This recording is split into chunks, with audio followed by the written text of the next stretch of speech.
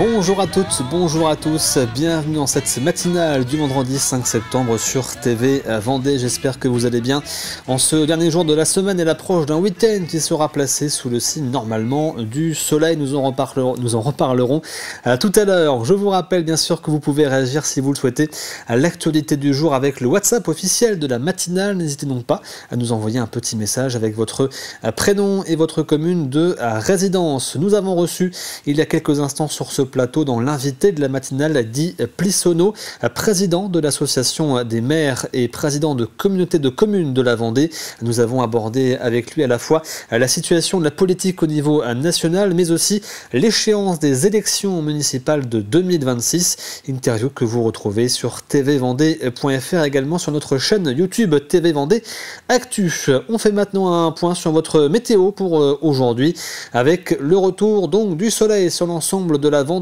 Prudence ce matin dans l'est notamment du département, avec un risque de brouillard et de brume. Soleil, grand soleil sur le littoral, comptez 8 à 12 degrés.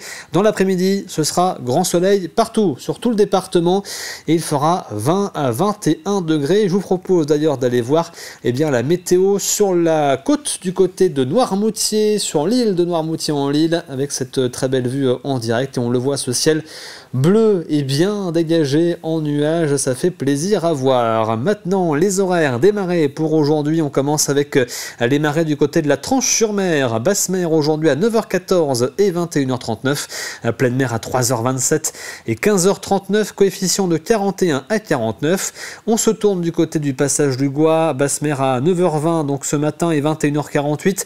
La première pleine mer, c'était cette nuit à 3h14. La prochaine à 15h23. Coefficient de 41 à 49, et je vous rappelle que la traversée du passage du Gois peut se faire jusqu'à 1h30 avant et après la marée basse. On fait maintenant le tour également des carburants pour aujourd'hui. Comme tous les vendredis, le petit point sur les tarifs donc des carburants. Où trouver le samplon 95 le moins cher? 3 stations ce matin pour le samplon 95 du côté de Montaigu, celle de Super U à 1,59 € le litre. C'est également le même prix à Saint-Gilles-Croix-de-Vie à la station Leclerc, également à la station Super U d'Olonne-sur-Mer. En ce qui concerne le diesel, 3 stations moins chères également pour aujourd'hui. À Nieul-le-Dolan, 1,52 € le litre à la station U-Express. Ce sera le même tarif pour les deux suivantes. À Saint-Gilles-Croix-de-Vie, donc au magasin Leclerc, et Olonne-sur-Mer au magasin Super U. Nous fêtons aujourd'hui les Raïssa. Bonne fête à toutes. Et puis un petit dicton également pour démarrer cette journée. La vie est une chose trop importante pour être prise au sérieux. Donc citation même d'ailleurs de Gilbert Keith Chesterton, écrivain britannique. Le soleil, lui, s'est levé ce matin à 7h31 pour être précis. Il se couchera ce soir à 20h36. Et il est temps pour nous de faire le point sur l'actualité de cette fin de la semaine. Voici le journal.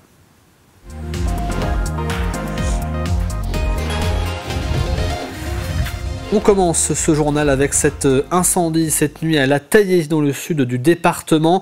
2 voitures ont pris feu. Les flammes se sont propagées à un bâtiment de stockage de 300 mètres carrés contenant des bouteilles de gaz et un nombre important de palettes.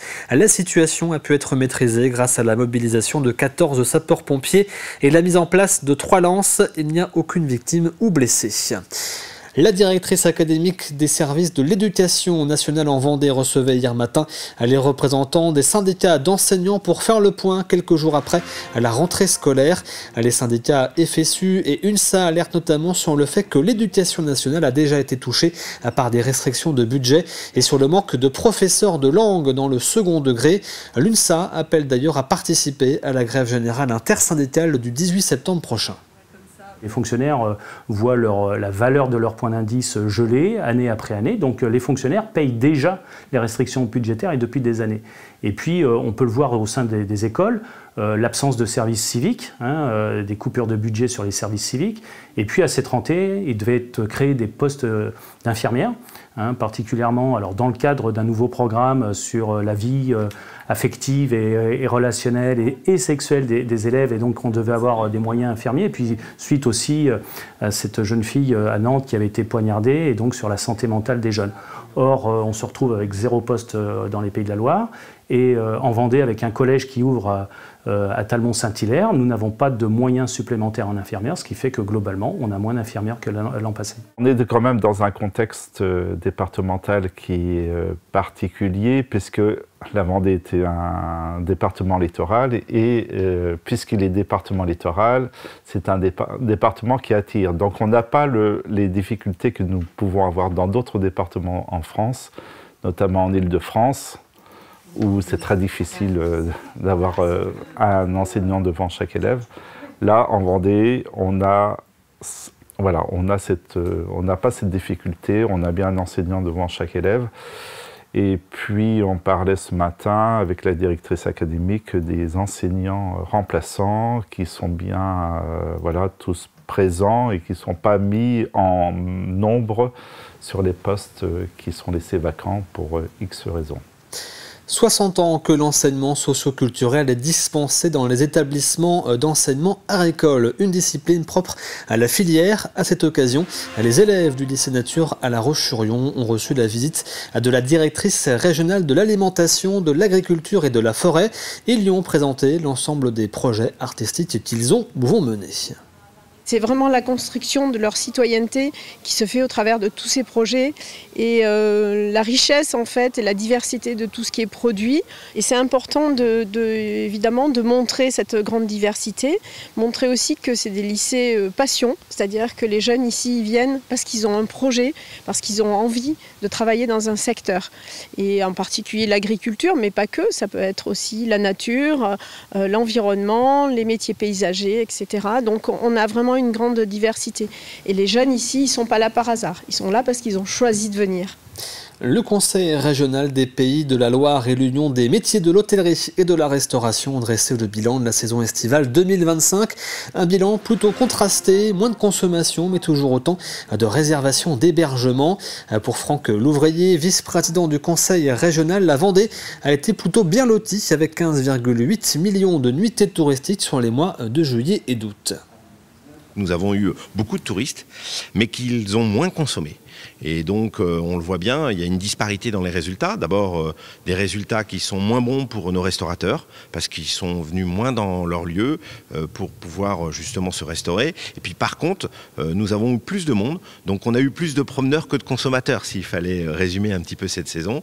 En Vendée, comme c'est un département littoral, comme la Loire-Atlantique, vous avez la chance d'avoir une hôtellerie de plein air très importante, l'une des plus belles de France. Et donc les campings ont été bien fréquentés cette année, grâce à cette météo qui a été favorable. Vous avez aussi un parc et des parcs, des lieux de visite, notamment bien sûr le Puy du Fou qui a été très fréquenté. Donc on a le sentiment que la Vendée était un petit peu préservée dans ce freinage de consommation, même si les restaurants en Vendée voient aussi une consommation se ralentir du fait du pouvoir d'achat. De son côté, l'Union des métiers de l'hôtellerie et de la restauration confirme les ressentis du terrain. Les touristes ont moins consommé dans les restaurants, moins 10 à moins 15% de chiffre d'affaires pour les restaurateurs de la région. Les annonces du gouvernement début juillet qui nous a coupé l'herbe sous le pied, on ne va pas se mentir. Quand un Premier ministre annonce à tous les Français mi-juillet qu'on va être saigné à blanc à la rentrée, forcément, quand le Français n'a pas confiance, le Français ne consomme pas et il épargne et il fait des arbitrages dans tous ses choix. Certains confrères de Vendée m'ont remonté qu'ils sont peut-être allés moins au restaurant. Par contre, ils ont tout le temps continué à aller fréquenter les établissements, mais par contre en consommant plus, nous, ce qu'on appelle dans le jargon, en limonade. C'est-à-dire le café du matin, l'apéro à midi, la planche de l'après-midi ou les crêpes l'après-midi avec des boissons, le retour de plage apéro et peut-être en soirée quand on se promène, aller boire un verre en terrasse. Voilà. Donc il y a eu en fait un transfert de chiffre d'affaires, donc moins de chiffre d'affaires en tout ce qui concerne la partie restaurant, nombre de couverts, mais par contre un peu plus de chiffre d'affaires sur la partie limonade. En Vendée, ce sont plus de 12 000 chasseurs qui attendent l'ouverture générale de la chasse prévue le 21 septembre. La chasse au gibier d'eau, elle, a déjà débuté le 21 août. À cette occasion, la Fédération départementale des chasseurs a présenté ses nouveautés, des nouvelles règles à respecter, mais aussi la mise à jour du classement des espèces susceptibles d'occasionner des dégâts. Une mise à jour qui se fait tous les 3 ans et qui sera effective en juillet prochain. On demande aux agriculteurs, à nos chasseurs, mais aussi au grand public de venir sur notre site. Et sur le site, ils trouveront un petit icône qui s'appelle Décladom. Et c'est la possibilité pour eux de déclarer tous les dégâts pour pouvoir attester que ces dégâts sont bien avérés et que ces espèces qui sont ciblées à travers cette liste-là sont bien des espèces qui occasionnent des dégâts de manière conséquente partout sur le territoire vendéen et que l'on se doit de pouvoir les réguler à juste titre pendant les 3 prochaines années. Il y a des menaces qui sont proposées par la Commission européenne pour interdire la chasse de certaines espèces d'oiseaux d'eau. On a des données très factuelles sur les populations d'oiseaux d'eau pour être sûr que si on nous oppose la chasse de certaines espèces, eh bien que ces arguments soient bien fondés et actuellement ce n'est pas le cas. Donc on revendique et on défend que la chasse sur ces espèces-là puisse être maintenue au regard des éléments que nous, chasseurs, ont fournis à la Commission européenne. Une 50aine de chiens proposés à l'adoption et une centaine de chats au refuge SPA de la Roche-sur-Yon. Le phénomène de l'abandon estival ne diminue malheureusement pas. Les refuges vendéens l'ont une nouvelle fois constaté cet été. Le nombre d'animaux errants, lui aussi, grimpe de plus en plus, ce qui sature les refuges malgré un nombre d'adoptions en hausse. Ce qu'on constate tous les ans, c'est que vraiment, on n'a pas une diminution des abandons, on n'a pas une diminution des animaux qui arrivent en fourrière. On a constamment des demandes d'abandon qui se font de plus en plus nombreuses, notamment à l'approche de la période estivale. Il est vrai que nous, on sensibilise vraiment le grand public à prendre ces dispositions, notamment avant les départs en vacances. Et puis on les incite aussi à la stérilisation pour les chiennes, mais aussi pour les chattes. Cela éviterait vraiment qu'il y ait plein de chatons retrouvés partout et ailleurs, et surtout pour certains qui finissent malheureusement dans la rue dans des conditions catastrophiques. Durant toute la semaine, la commune de Saint-Mémin accueillait 4 chefs cuisiniers et formateurs en art culinaire américain venus suivre un stage animé par Johan Berthaud, boucher vendéen. Un stage pour se perfectionner sur l'art de la boucherie à la française, l'occasion d'un échange culturel riche entre passionnés de gastronomie qui fait rayonner le savoir-faire vendéen au-delà de nos frontières. Reportage de Jeanne Bell. Johan Berthaud, gérant du Beef Truck, reçoit des stagiaires hors du commun. Venus des États-Unis, ces 4 chefs viennent apprendre la découpe de la vache à la française, bien différente de la technique américaine. Eux, ils coupent en tronçons. C'est très simple. Et nous, c'est beaucoup plus complexe puisqu'il y a des morceaux qui sont enfouis dans d'autres morceaux qu'on va chercher. Et même des petites pièces de 200 grammes, chez nous, elles ont un nom. Ce qui les intéresse vraiment dans ce qu'ils viennent de voir là déjà sur ces premiers jours, c'est vraiment le côté local, le fait de travailler local, en petites entreprises, petites PME. C'est l'occasion pour les chefs et formateurs en art culinaire américain d'enrichir leurs connaissances en boucherie française, mais aussi de découvrir la façon de travailler de Johan. Le circuit court avec des éleveurs et aussi une clientèle locale. La plus grande leçon que je vais dire à mes élèves, c'est le concept de durabilité et la nourriture en circuit court. Et si tu veux un produit fini de bonne qualité, tu dois prendre ton temps, tu ne peux pas te presser. Aux États-Unis, si tu es chef et que tu veux de la très bonne nourriture pour cuisiner, tu dois parfois l'élever et le nourrir toi-même, car tu ne peux pas l'acheter. Les activités sont diversifiées. Les Américains ont pu faire une dégustation de vin, une visite de maraîchage bio ou encore d'un abattoir. Le temps de découvrir la Vendée sous toutes ses formes. Je n'ai jamais été dans ce coin de la France avant. J'ai été à Paris et à Lyon, mais c'est juste magnifique ici. Et tout le monde est si gentil. Ils sont très accueillants. On a fait plein de choses qu'on ne pensait pas faire, donc c'est une super expérience. La semaine prochaine, ils partiront en Italie pour découvrir l'art de faire des pâtes avec une chef reconnue. C'est la fin de ce journal. On fait maintenant un petit point rapide sur votre météo du jour avec le retour du beau temps sur l'ensemble de la Vendée, notamment sur le littoral. Ce matin, prudence dans les terres avec un risque de brume et de brouillard, même si ça devrait maintenant se lever. Vu l'heure, il est quasiment à 8h44. Je vous rappelle que le soleil sera aussi au rendez-vous sur l'ensemble de la Vendée cet après-midi. Il fera 20 degrés au minimum sur la côte, 21 degrés sur le littoral. On passe maintenant au plus de l'info du jour.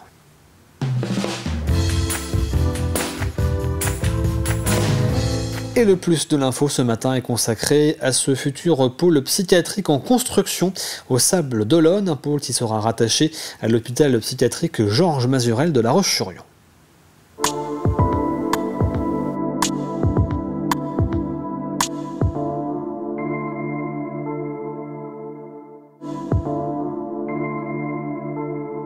Un nouveau bâtiment qui va rassembler plusieurs dispositifs de soins de l'EPSM Georges Mazurel, à la fois en 2 hôpitaux de jour, 2 centres médico-psychologiques et centres d'accueil thérapeutique temps partiel, à la fois pour les adultes et également pour les jeunes. Jusque-là, ces mêmes activités étaient réparties sur plusieurs structures sur la commune des Sables, mais des structures vieillissantes qui ne correspondent plus aux attendus aujourd'hui et aux besoins surtout à offrir à la population du territoire. L'ouverture est prévue en septembre 2027 avec un achèvement des travaux courant du premier semestre 2027.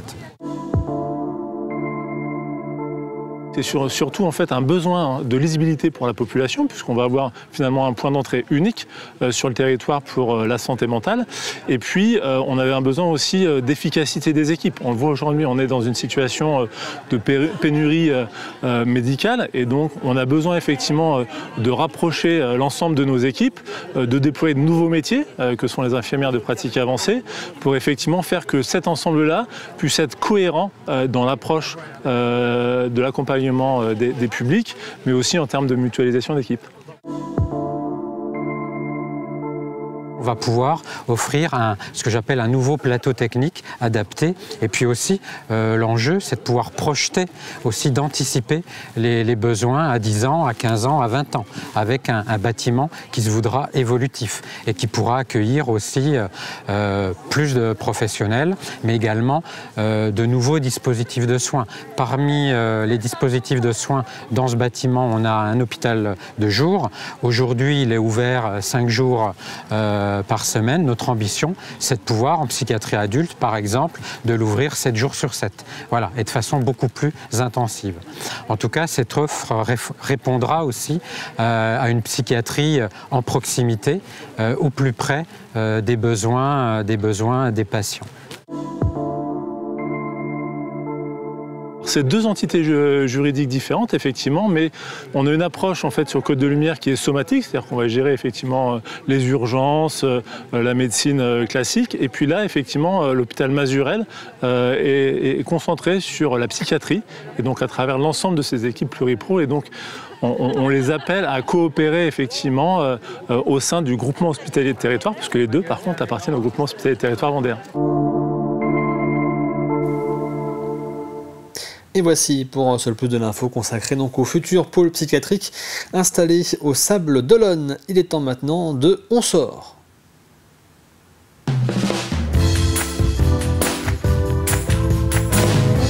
On sort, le rendez-vous de l'agenda avec les principaux rendez-vous des jours à venir, notamment de ce week-end avec entre autres la nuit des jardins à Saint-Gilles-Croix-de-Vie ou encore bien sûr un spectacle son et lumière du côté de Vouvant. Regardez.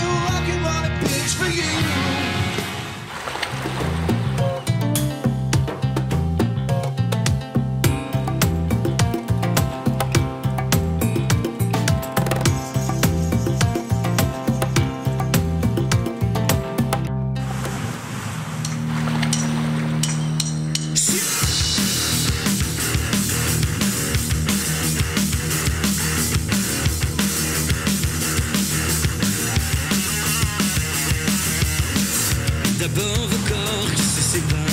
T'es seul dans la lumière des phares. T'entends à chaque fois que tu respires comme un bout de tissu qui se déchire. Mais ça continue encore et encore. C'est que le début. Yeah.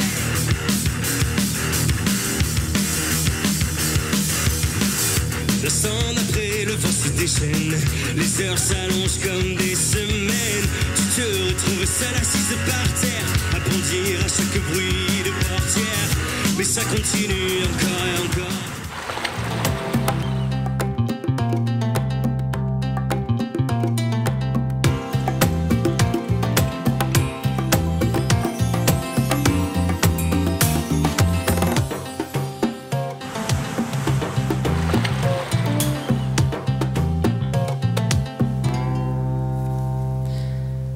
Et voici pour cet agenda donc de ces prochains jours. J'espère que vous avez bien tout noté. Je vous rappelle l'un des nouveaux rendez-vous sur TV Vendée désormais tous les vendredis. C'est Repères, votre magazine d'actualité. La première, c'est aujourd'hui, présentée par Florian Wozniak pour faire le bilan de la saison 2025 dans les campings vendéens, en présence notamment de Nathalie Pellenière, représentant donc de la Fédération de l'hôtellerie de plein air. Rendez-vous donc aujourd'hui sur TV Vendée pour cette grande première de Repères, votre nouveau magazine consacré à l'actualité vendéenne. Il est temps maintenant de passer au rendez-vous à chaque fois de cette fin de matinale. Voici Café Cuisine.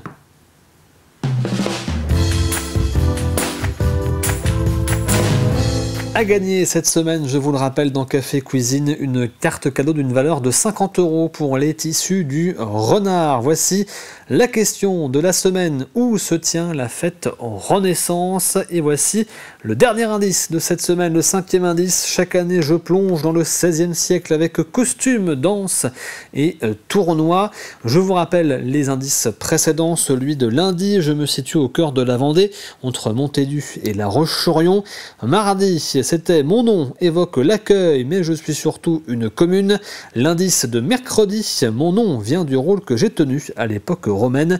Et enfin, l'indice de jeudi, mon château a longtemps appartenu à la famille de l'Escurès. Et je vous rappelle l'indice donc d'aujourd'hui: chaque année, je plonge dans le 16e siècle avec costume, danse et tournoi. Si vous avez bien suivi l'actualité d'hier sur TV Vendée, vous avez forcément trouvé la réponse à la question de la semaine. Je vous rappelle bien sûr le principe de Café Cuisine. Vous allez sur tvvendée.fr, vous y retrouvez la question, l'ensemble des indices. Vous avez jusqu'à aujourd'hui, midi, pour tenter votre chance et pour répondre. Et ensuite, il y aura un tirage au sort parmi les bonnes réponses. Et nous connaîtrons le nom de la gagnante ou du gagnant lundi matin, la semaine prochaine. En parlant d'ailleurs de la semaine prochaine, nous recevrons dans l'invité de la matinale lundi, Elisabeth Farina Berlioz, directrice académique des services de l'éducation nationale. Nous ferons avec elle le point sur cette rentrée 2025 dans l'ensemble des établissements scolaires de la Vendée. Et puis rendez-vous également lundi pour le sport sur TV Vendée avec 85 chronos, certes lundi en fin de journée, mais avant cela nous aurons dans la matinale le journal des sports, le récapitulatif complet de l'ensemble des résultats sportifs de week-end pour les clubs vendéens. Et puis donc on se retrouvera donc bien sûr lundi à partir de 7h. C'est la fin donc de cette matinale. Merci à vous de l'avoir suivi. Rendez-vous donc lundi matin à partir de 7h. D'ici là, je vous souhaite de passer un excellent week-end en famille ou entre amis. Profitez bien du retour du soleil sur l'ensemble de la Vendée et très bonne journée également à toutes et à tous devant TV Vendée, bien sûr, à lundi.